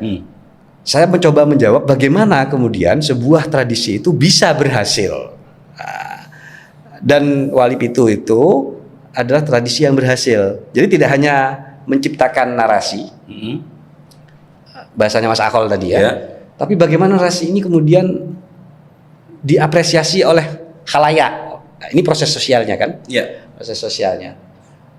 Ya saya ngomongin tentang materialisasi, ngomongin mediatisasi, ngomongin tentang ritual, ngomongin tentang bagaimana dia berinterseksi dengan turisme. Yang dalam argumen saya, kenapa tradisi ini bisa bertahan, itu ada ekosistem penting dalam tradisi ziarah di Indonesia yang menyebabkan tradisi ini bisa bertahan, yaitu turisme. Itu ekosistem ya? Itu ekosistem penting. Kalau jenengan datang ke mana? Sunan Ampel misalnya, itu kan, itu bis-bis banyak itu. Iya, ya di mana-mana makam wali tentu saja. Iya, itu ekosistem penting. Bagaimana tradisi ini bisa berkembang dengan baik. Ada perbedaan nggak dengan konteks Jawa dan Bali dalam konteks ekosistem itu? Oh sama saja. Turisme menjadi pilar penting. Namun Bali punya spesifika yang beda, ekosistem yang berbeda karena dia Hindu dan sebagainya. Ini yang menarik ya. Hindu. Materialisasi apa? Tentu saja sebuah tradisi harus punya bentuk materinya. Dalam kasus saya harus ada kuburannya. Ada kuburannya? Iya, harus termaterialize. Kalau nggak ada materialize, dia hanya akan menjadi gagasan yang orang nggak bisa visible, bisa merasakan. Kuburan harus ada, jejak harus ada, ya toh. Narasi harus ada, harus saja. Kalau saya tidak punya narasi, memori di sana. Tentang bagaimana memori itu dibangun, dikonstruksikan. Terus ada media juga, bahwa ini perlu media juga nih. Apa bedanya materialisasi dan media? Ini perdebatan panjang ya tentang beberapa kajian-kajian tentang materialization, kemudian memasukkan medium untuk mendekati yang sakral. Media sebagai, dalam kasus saya media dalam ini, dalam kasus saya media itu diletakkan dalam konteks bagaimana sebuah gagasan itu disebarluaskan. Jadi bukan medium dalam konteks kajian-kajian material religion, karena di antropologi nanti ada kajian tentang material religion ya. Bagaimana materiality itu menjadi medium untuk mendekati yang sakral. Misalnya kayak tasbih. Itu medium. Itu menjadi medium, tapi menjadi media. Wiridnya, zikirnya itu medium enggak? Yang spesifik. Ya itu bisa wasilahnya itu right. Ya, apa namanya?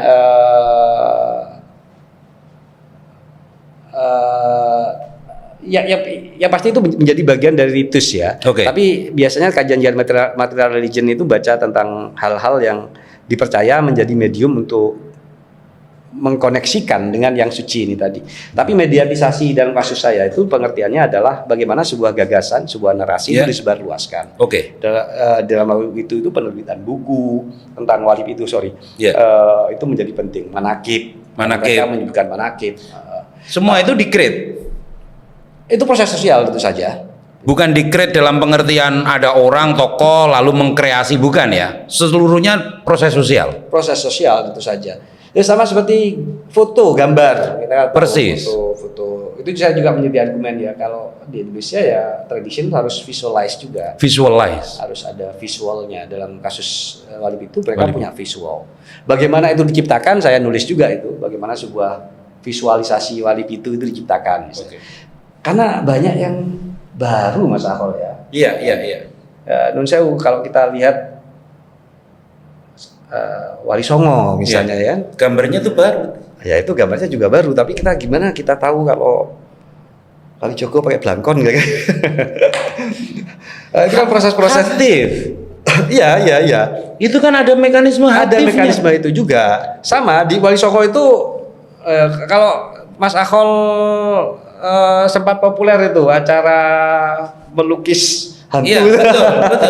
Kira-kira seperti itulah bagaimana proses kreatif gitu, memvisualisasikan tokoh-tokoh suci ya. Nah, jadi emang argumennya ada satu tradition itu harus visualize melalui gambar, dan di kasus Wali Pitu juga muncul itu gambar-gambar Wali Pitu. Ada banyak yang salah paham ya dari penelitian Mas Saifuddin seri Wali Pitu, ziarah Wali Pitu dan tradisinya itu. Menyangka Mas Saifuddin ini adalah sarjana kuburan, sarkup. Sehingga konotasinya jadi berbeda. Padahal sesungguhnya yang ingin dibicarakan dari karya awal tentang ziarah Wali Pitu itu adalah soal pembentukan tradisinya. Nah, ujungnya adalah bagaimana tradisi itu lestari dan bagaimana dia punah. Menurut saya kontribusi terpenting dari riset Mas Saifuddin serialnya adalah bagaimana mencari jawaban atas apa namanya, tradisi yang dianggap masih bisa hidup dan lestari. Jawabannya ekosistem.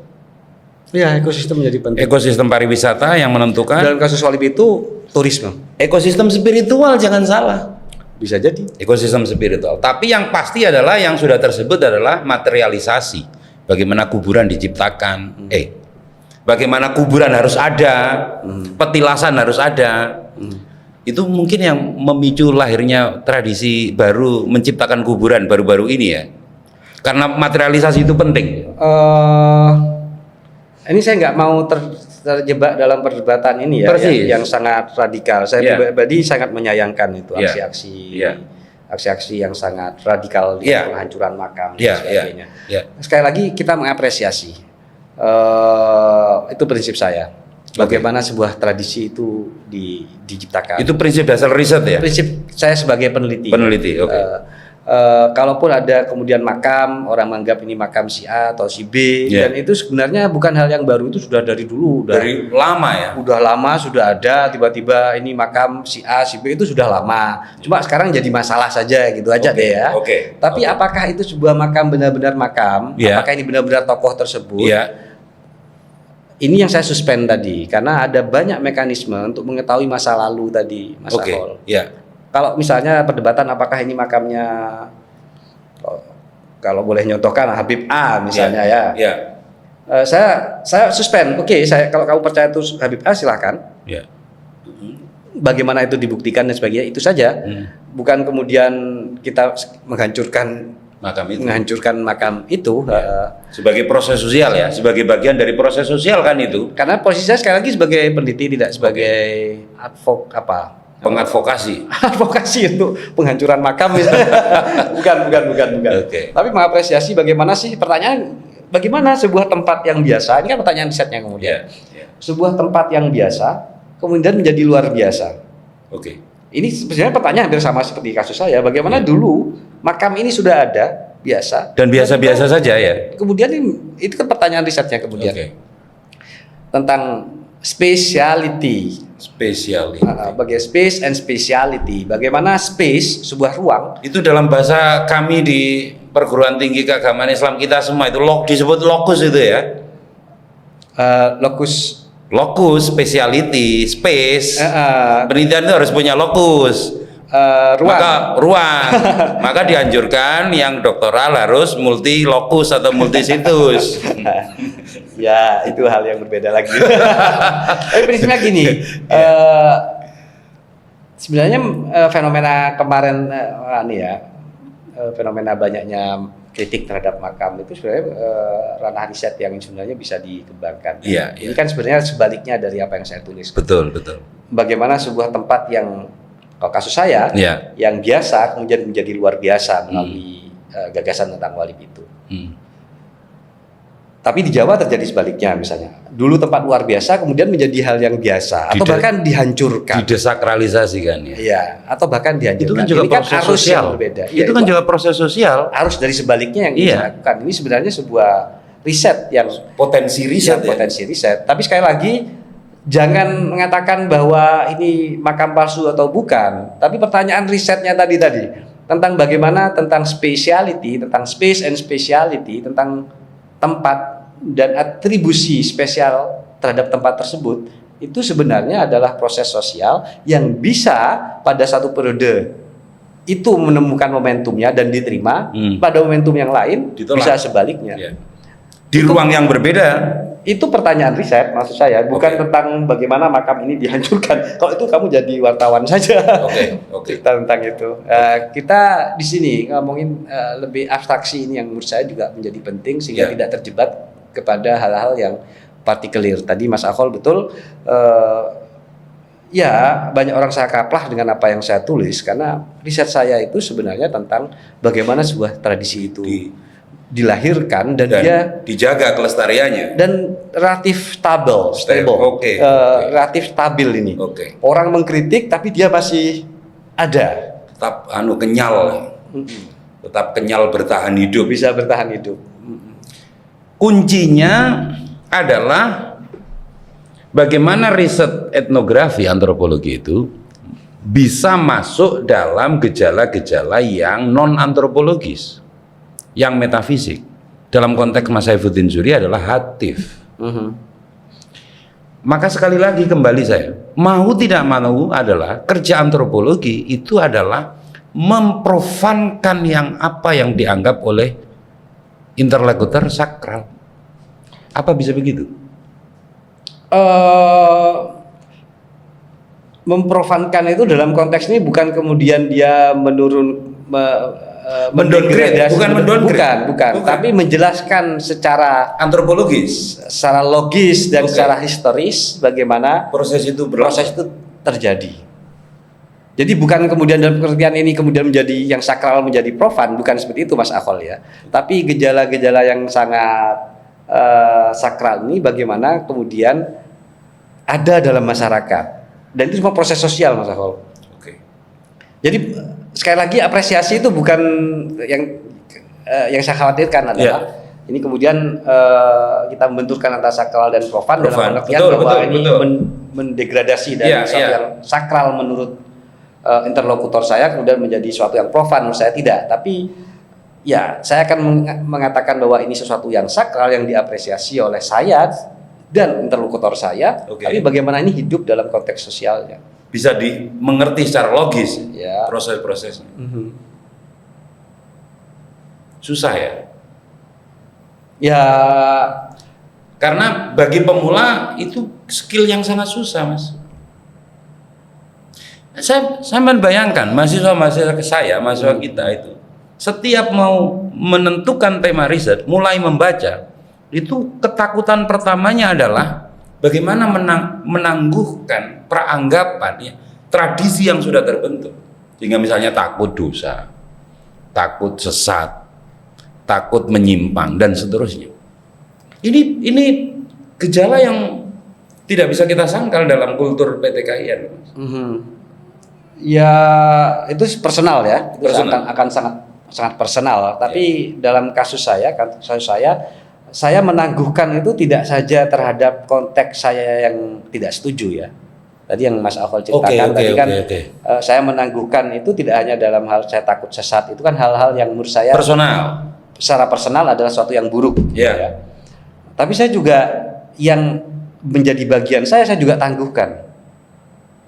Bagian intelektual maksudnya, kerja intelektual maksudnya. Bagian dari diri saya, misalnya menangguhkan itu tidak hanya sederhananya dalam hal-hal yang kita anggap sebagai suatu yang negatif, tapi suatu hal yang juga positif. Misalnya saya tinggal besar dalam tradisi ziarah misalnya. Saya juga menangguhkan diri saya untuk terlibat dalam perspektif ini, kemudian masuk mempengaruhi saya sebagai seorang ilmuwan.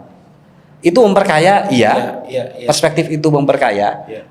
Jadi yang ingin saya tekankan Mas Akhol, menangguhkan ini tidak hanya dalam hal-hal tadi yang Mas Akhol sesuatu yang dikhawatirkan, tapi yang menjadi bagian dari saya juga harus ditangguhkan juga. Kalau gitu kita kan ngomongin tentang dalam bias ya, tentang bias. Apakah ya orang NU menulis tentang NU pasti akan isinya muji-muji, kayak gitu kan. Kalau dalam risetnya enggak, kamu orang NU, kamu harus menangguhkan diri kamu menjadi bagian dari NU sekalipun kamu orang NU, menulis tentang NU gitu. Atau saya menulis tentang Muhammadiyah, ya misalnya ya, saya menangguhkan diri saya, misalnya saya orang NU. Jadi tidak menangguhkan ini untuk tidak hanya terhadap kasus hal yang kita setuju, tapi juga yang tidak setuju kita juga bisa menangguhkan untuk meletakkan judgement atau disposisi terhadap sesuatu ya. Maksud saya adalah sederhana. Kreativitas riset salah satunya ditentukan oleh kemampuan kita menangguhkan. Mungkin pelajaran tentang menangguhkan itu kita temukan di handbook of research. Tapi prakteknya itu kan setengah mati. Tidak bisa seketika dicapai oleh seorang yang baru memulai tradisi riset. Gitu loh maksud saya, Mas. Hatif misalnya. Kalau saya yang mistisis berorientasi mistis gini percaya itu orang bisa mendapat wahyu, ilham sembarang, bahkan visualisasinya. Tapi kan dalam tradisi antropologi bagaimana itu ditangguhkan, termasuk kepercayaan itu kan, sehingga dicari jalan bagaimana melihatnya sebagai suatu gejala antropologi dan suatu proses sosial. Begitu kan kurang lebih. Iya. Jadi tadi Mas Akol pas sekali itu ngasih contoh tadi ya, apa yang dialami Mas Akol ketika melihat tentang suatu yang gaib, mistik dan sebagainya tadi. Termasuk untuk menangguhkan itu juga. Menangguhkan itu juga. Dan itu tantangan sendiri dalam sebuah riset dan peneliti harus mampu mengatasi itu. Mengatasi hal tersebut. Kerucutnya adalah bahwa pembentukan tradisi Wali Pitu beserta ziarah yang melingkupinya, pertama-tama itu bukan fabrikasi. Menurut saya bukan fabrikasi. Itu yang menempatkan karya pertama 2013 yang kemudian dikomplekskan, dicanggihkan melalui disertasi ini, Wali Pitu and Muslim Pilgrimage in Bali ini, karya tahun 2022 ya. Disertasinya saya 2018, butuh waktu 4 tahun untuk menjadi terpublikasi. Ini karya menurut saya keren sekali. Gimana nggak ngomong keren?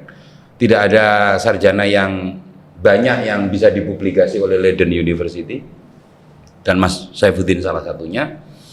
Itu menurut saya selain menyangkal bahwa tradisi ziarah itu fabrikasi, itu juga yang terpentingnya adalah salah satunya adalah tetap melihatnya sebagai suatu proses pembentukan tradisi dengan segenap kompleksitasnya. Salah satunya adalah ekosistem kebudayaan. Gitu ya kira-kira ya Mas Saifuddin ya. Untuk sampai ke sana kerja mulai 2010 Pak. Ya tapi gini Mas Akol, ini ekosistem. Mari kita ngomong ekosistem. Di buku ini ada tiga tempat yang saya teliti ya. Sebentar Mas, kopinya bisa dulu deh. Ini obrolan sudah 1,5 jam soalnya. Sudah 1,5 jam ya? 1,5 jam Mas. Ya, paling nggak 10 menit lagi kita harus selesai ya. Iya. Kopinya di sini dulu, ke sini dulu kopinya. Ini bisa dilanjutkan lagi? Bisa. Jadi saya bekerja di 3 desa. Sebentar, kita ini masuk di ekosistem ya? Iya. Ekosistem. Oke. Di 3 desa ini, yang satu itu di daerah Jembrane. Itu konteksnya adalah Bugis, Muslim, segregasi, Hindu sangat segregated ya. Jembrane ini ya. Kemudian yang saya tulis juga sebuah desa di Candi Kuning, dia combine, dia desa di Candi Kuning. Di Bali mana itu? Bali Tengah. Itu Hindu dan Islam punya desa sendiri. Segregasi juga? Segregasi sendiri juga. Tapi banyak sekali mereka karena banyak berkeluarga. Jadi ikatannya masih dekat ketimbang misalnya mereka Balinese, mereka menganggap Balinese ini beda dengan yang di Loloan misalnya. Mereka atribut sebagai Bugis dan sebagainya. Kemudian ekosistem yang lain adalah satu makam di Seseh ya. Ini nggak ada orang Islamnya sama sekali di desa ini. Dan itu kuburan yang menjadi tempat ziarah orang Muslim. Lebih banyak orang Islam yang datang ke sana ketimbang orang Hindu. Karena ini juga menjadi tempat ziarahnya orang Hindu. Orang Hindu juga. Yang ketiga Seseh. Itu sebuah pura yang di dalamnya ada makam yang sebenarnya dalam kajian Hinduisme ini suatu yang biasa saja. Yang hibrid sebenarnya. Oh, itu hibrid. Hibrid karena dalam Hindu Bali itu dikenal dengan konsep sesuatu yang suci nggak bisa ketemu dengan sesuatu yang layer yang belum tersucikan, yang profan atau yang letah dan sempa konsepnya itu. Sesuatu yang letah itu ada sesuatu yang najis, itu nggak bisa ketemu dengan yang suci utama. Yang utama ini ada sesuatu yang suci. Jadi Mas Akol, berarti makam itu masih. Nah ini yang menarik kan ya. Makam itu adalah sesuatu yang letah dalam konsep lalu, sesuatu yang tidak suci, yang harus dihindari. Tapi dia menjadi tempat paling suci di tempat yang paling suci di pura tersebut. Jadi membalikan konsepsi tentang konsep kesucian. konsep pembagian ruang dalam Oke, Hinduisme di Bali. Ini yang menarik. Bagaimana sesuatu yang leteh, sesuatu yang tenget, Ya. yang harus dihindari, Ya. itu kemudian menjadi sesuatu yang paling suci. Itu juga menarik bagaimana. Silakan, nggak apa-apa. Dan itu desa berbeda dari dua desa Ya. yang lain. Dan Ya. Nah, ini ada espresso ini. oh ya, makasih Mas ya. Terima Kalau kasih. yang pertama saya tadi dulu Ya. ya. Kalau yang pertama itu saya nulis tentang desa yang 100% lah kira-kira itu adalah Muslim, kemudian yang satunya adalah Hindu itu. Hindu Muslim mix. Ya. Yang terakhir ya, yang Hindu. Yang Muslim. terakhir itu enggak, yang terakhir itu 100% Hindu. Iya. Tapi ada situs yang ziarah di sana. Mari lebih jauh tentang ekosistem. Gimana itu? 3 lokus itu bisa dibaca sebagai apa? Ekosistem yang mendukung pelestarian situs-situs makam wali itu. Jadi di setiap situs ini pasti ada penentangan, pasti itu ada. Oke. Penolakan itu ada. Kelompok-kelompok yang kritis itu ada ya. Terutama dari masyarakat Hindu Bali ya, terutama. Sebenarnya kalau dalam tiga tempat ini yang paling suaranya tidak cukup nyaring dari konteks Hindu Bali ya, sekalipun muncul nih kritik-kritik ketakutan terhadap Islamisasi dan sebagainya. Ya. Tapi kalau dalam konteks desa yang saya tulis itu di Sese itu enggak, mereka cukup welcome terhadap peziarah Muslim karena itu juga menjadi supporting sistem secara ekonomi mereka juga terhadap desa tersebut. Ini juga saya tulis Mas Akhol tentang bagaimana suci, konsep yang suci itu juga berkelindan dengan ekonomi. Konsep suci itu berkelindan dengan ekonomi. Itu ada di karya ini ya? Sudah ada di karya ini? Ya. Di sini saya nulis tentang wong kang mati mung ngauripi wong kang urip. Wong kang mati mung ngauripi kang urip. Itu konsep ekonomi sekali berarti. Iya, gini, saya tidak katakan hanya fakta ekonomi. Ya. Prinsip dari wali di Jawa itu adalah dia memberi yang manfaat, meninggal tapi bisa memberi hidup terhadap orang. Tetap memberi hidup pengertiannya tidak hanya konteks ekonomi, itu yang paling sederhana ada ekonomi. Bisa orang datang ke sana karena mereka sakit kemudian cari obat. Misalnya ya. Wong kang mati ngauripi kang urip. Iya, atau dia sedang krisis nih, kemudian menemukan ketenangan dan sebagainya di ruang-ruang tersebut. Ini gagasan penting menurut saya dalam konteks apa sih wali itu di Jawa misalnya ya. Tadi dan saya menemukan tentang konsep tadi itu apa? Saya bukan saya menemukan, cuma saya menangkap menangkap dari apa yang banyak orang sampaikan. Jadi saya nggak akan mengatakan bahwa ini saya yang menemukan. Disebutnya riset finding. Ya, tapi itu bukan. Nah, ini dalam tradisi etik tadi ngomongnya antropologi, kita nggak mengklaim saya sebagai pemilik pengetahuan tersebut. Persis, ini bagian penting juga. Peneliti itu tidak bisa mendaku sebagai pemilik pengetahuan, karena pemilik sesungguhnya adalah masyarakat. Jadi karena itu tadi apa yang saya rumuskan itu sebenarnya belajar dari apa yang dilakukan oleh masyarakat dan kemudian saya simpulkan dengan konsep tadi itu. Wong kang mati mung ngauripi wong kang urip. Konsep yang sama di Bali dan di Jawa ya. Iya. Sehingga dengan begitu karena Gus Dur ngauripi kang urip, dia tersebut sebagai wali 10.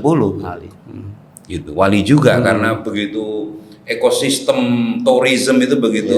Ya itu sederhananya turisme ekonomi ya. Tapi ada sekali lagi banyak model untuk memberi hidup orang yang hidup ini dengan banyak hal ya.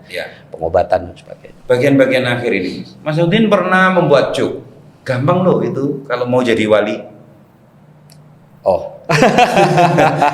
Dengan modalitas belajar dari buku ini, kalau misalnya ada tokoh ya yang ingin nanti ketika sesudah meninggal mau kuburannya dikunjungi banyak orang, lalu ternarasikan sebagai wali, itu bisa disiapkan dengan studi ini ya.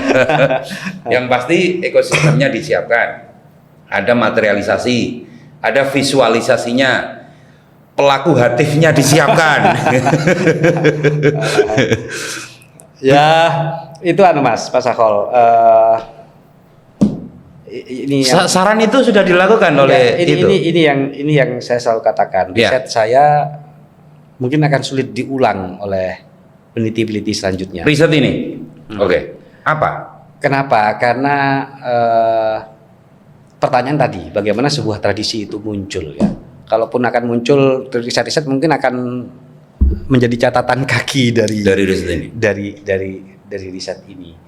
Sebegitu signifikan Menurut saya, karena kita nggak, ini yang saya juga tulis di sini. ya. Tugas saya ketika melakukan riset itu adalah mendokumentasikan, merekod apa yang orang akan lupa. Merekod apa yang orang lupa. Termasuk orang akan lupa bagaimana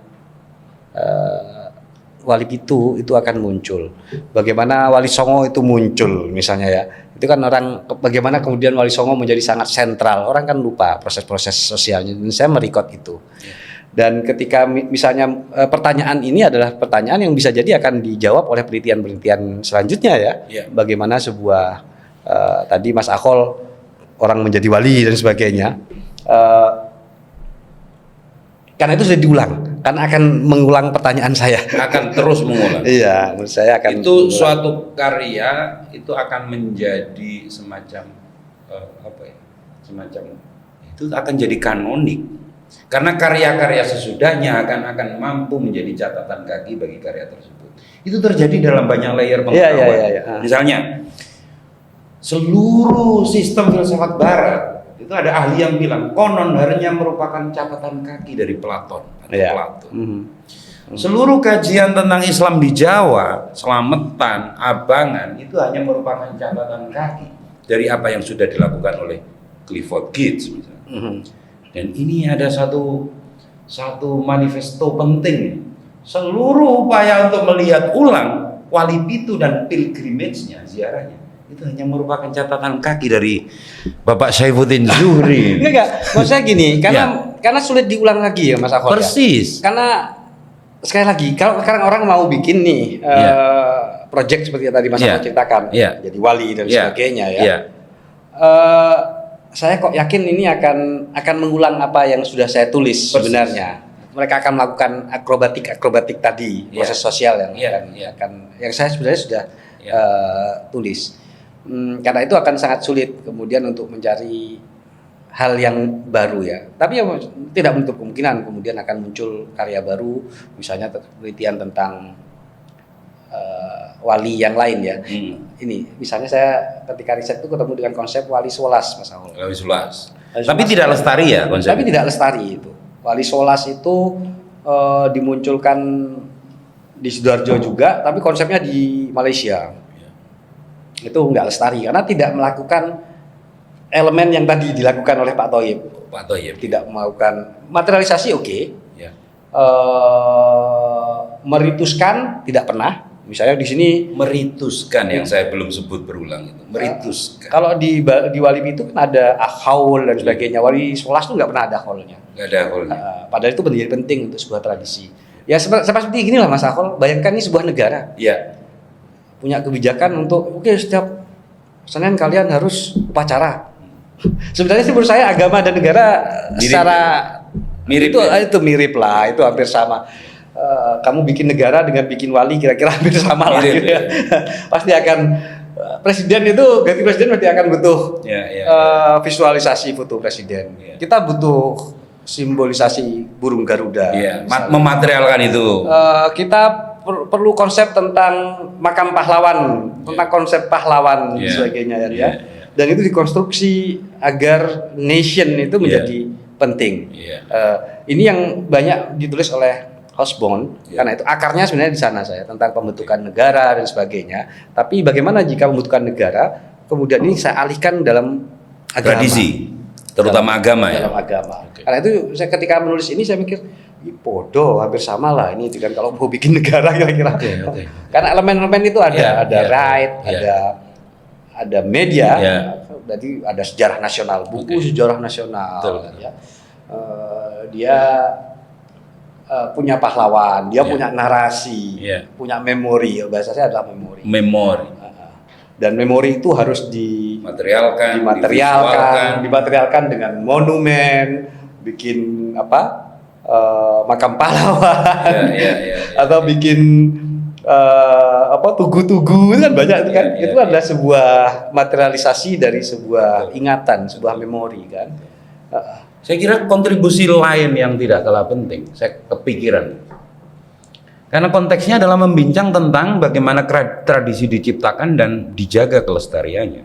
Ini juga menurut saya menjadi acuan yang bakal potensial dirujuk oleh para pekerja kebudayaan, Mas. Bagaimana menciptakan budaya itu genap dengan ekosistemnya, materialisasinya, ritusnya, perayaannya, visualisasinya. Baca buku Wali Pitu and Muslim Pilgrimage. Bisa di-download gratis atau masih beli nih? Yang pasti di sites yang biasanya orang-orang download e-book itu sudah ada? Sudah ada yang pasti. Sehingga tapi nggak apa-apa lah. Negara miskin seperti kita memang perlu banyak akses untuk mendapatkan akses buku gratis. Tapi saya menyarankan kepada para sarjana, para mahasiswa sarjana, pekerja kebudayaan, orang-orang yang ingin nanti menjadi wali sesudah meninggal, mengambil manfaat dari riset ini dengan melihat lebih jauh bagaimana proses kreasi, penciptaan tradisi dan pelestariannya. Karya ini sekadar The Religion of Java-nya Clifford Geertz. Orang hanya akan mampu menjadi catatan kaki sesudahnya.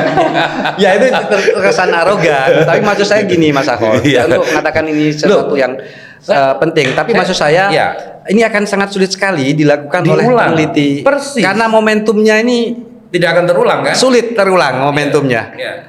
Itu aja. Kapan sih akan muncul sebuah tradisi baru? Kita bisa merekodnya dan itu bertahan.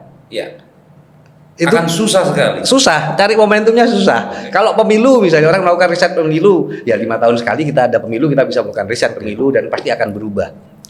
Tapi sebuah tradisi yang kemudian muncul, kemudian diakui oleh banyak orang, sekalipun juga ditentang oleh banyak orang, dan sekalipun ditentang dia masih ada, masih bertahan. Ini maksud saya akan sulit, orang akan mencari momentum tersebut. Itu sudah. Ini untuk menurunkan biar tidak terkesan arogan. Karena itu bukan arogansi bagi saya. Itu satu kepercayaan diri yang memang harus dimiliki oleh seorang periset, oleh seorang calon periset bahkan. Nah, Mas, berikutnya bagian akhir mungkin. Sejak tadi akhir-akhir terus. Karya terakhir adalah di Contemporary Islam. Masih tahun 2023 24 kemarin.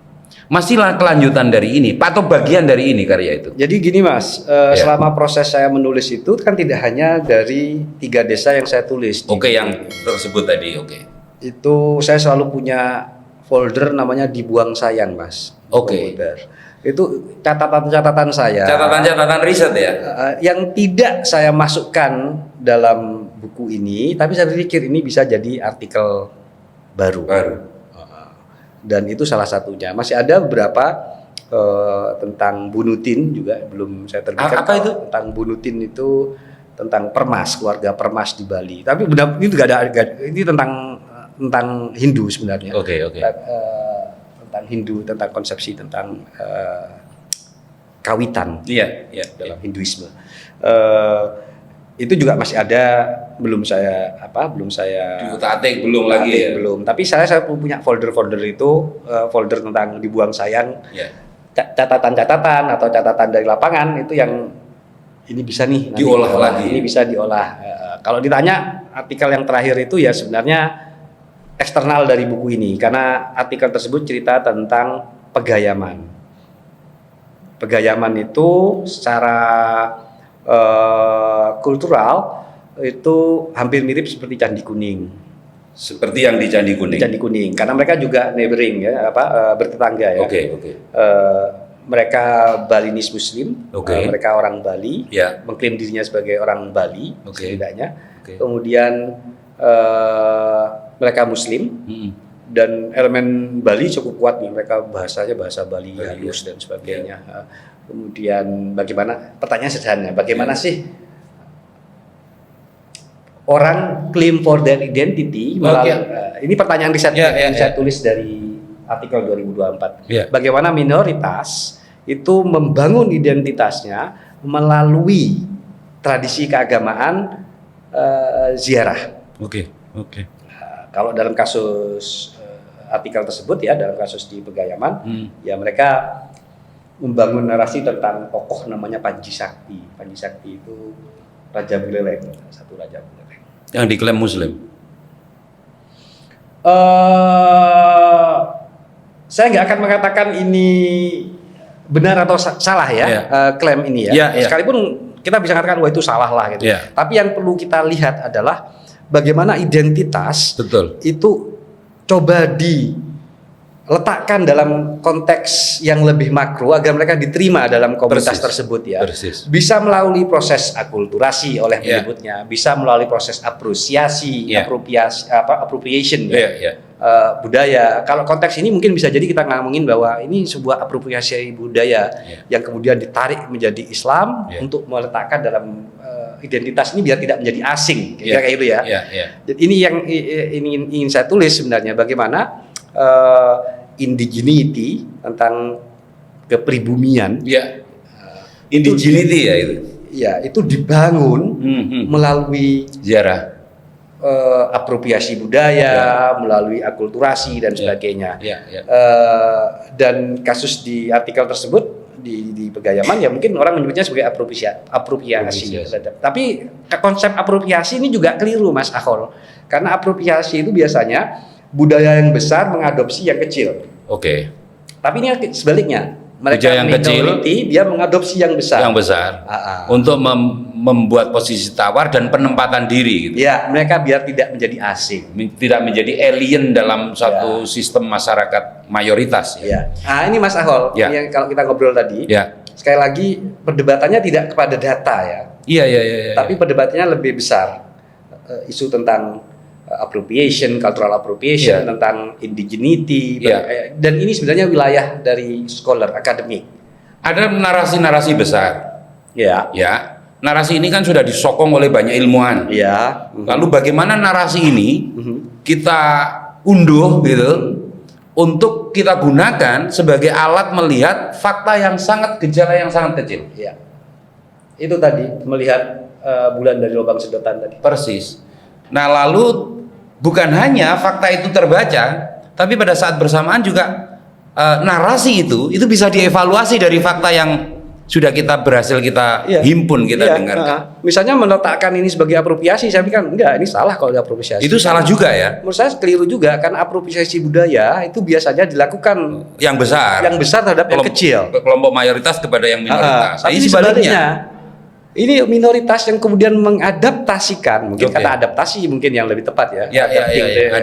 Adaptasi budaya. Bagaimana yang minor ini kemudian mengadaptasikan diri mereka melalui ide, gagasan, cerita, budaya, bahasa dan sebagainya agar diterima atau menjadi bagian dalam hal yang besar. Hingga klaim kepribumi dengan ingenuity itu tadi, konsep kepribumi itu bisa match, bisa klik, bisa plus. Dan itu pertanyaannya apakah ini terjadi di Pegayaman? Enggak. Itu hampir terjadi di seluruh dunia. Di semua peradaban terjadi itu. Riset ini dipotret dari Pegayaman ya. Diserap datanya ya. Tapi kecanggihan riset itu bisa menjadikan apa yang sangat lokal itu bisa digunakan sebagai sarana untuk membaca semua. Membaca tidak hanya di sini, saya kira kasus-kasus kayak gini terjadi ya, misalnya di